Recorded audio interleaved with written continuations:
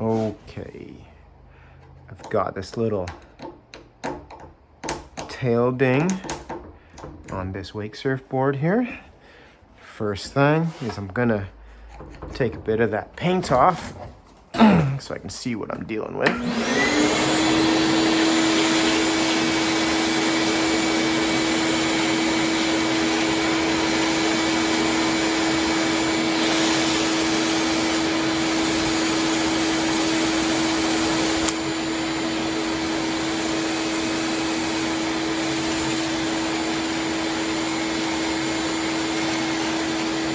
There we are. You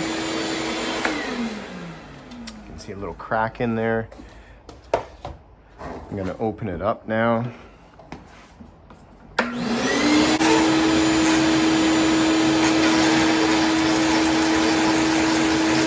There we are. Okay, I have dug down into the foam there. Next step is just to fill this up in here.